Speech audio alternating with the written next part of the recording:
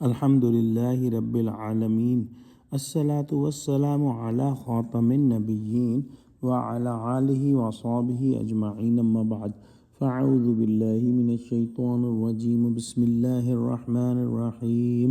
قال اللہ تعالی فی سورۃ بنی اسرائیل وَلَا تَمْشِ فِي الْأَرْضِ مَرَحًا إِنَّكَ لَن تَخْرِقَ الْأَرْضَ وَلَن تَبْلُغَ الْجِبَالَ طُولًا كُلُّ ذَلِكَ كَانَ سَيِّئُهُ عِندَ رَبِّكَ مَكْرُوهًا۔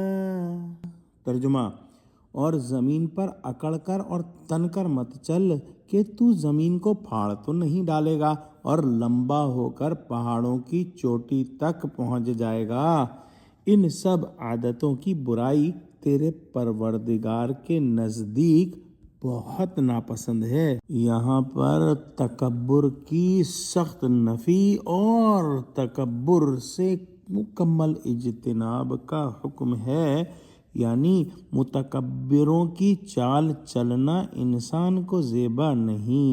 نہ تو زور سے پاؤں مار کر وہ زمین کو پھاڑ سکتا ہے، نہ گردن ابھارنے اور سینہ تاننے سے اونچا ہو کر پہاڑوں کے برابر ہو سکتا ہے۔ پھر ایسے ضعف اور عجز اور اس بساط پر اپنے کو کس قدر لمبا کھینچنے سے کیا فائدہ؟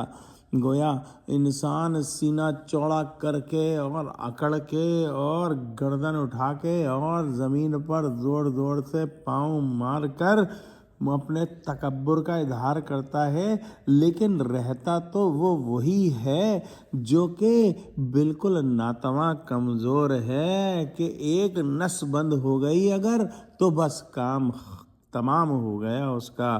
لیکن انسان اس قدر جو ہے وہ جاہل ہے کہ اس بات کو نہیں سمجھتا کہ تکبر سے کچھ فائدہ نہیں۔ یعنی اوپر جن جن باتوں کا اللہ سبحانہ و تعالی نے حکم دیا تھا کہ نہ کریں، ان کی برائی بہت ہی بڑی ہے، جیسے کہ اپنی اولاد کو مفلسی کے خوف سے مارنا، یا زنا کے کاموں کے پاس جانا، یا فحاشی کی طرف جانا، اور کسی نفس کو بلا وجہ غیر شرعی طور پر قتل کر دینا، اور جو ہے یتیم کا مال کھانا، اور جو ہے ناپ تول پوری نہ کرنا، اور بے سند باتیں کہنا۔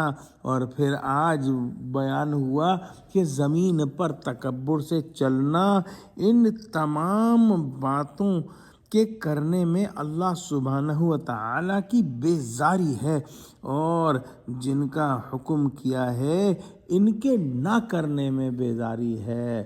دعا کرتے ہیں کہ اللہ سبحانہ و تعالی ہم کو قرآن کا فہم عطا فرما، ہم کو سچوں سے جوڑے اور ہم کو تمام قرآنی احکام پر پکا جما دے، آمین۔ وآخر دعوانا ان الحمد للہ رب العالمین، والسلام علیکم ورحمۃ اللہ وبرکاتہ۔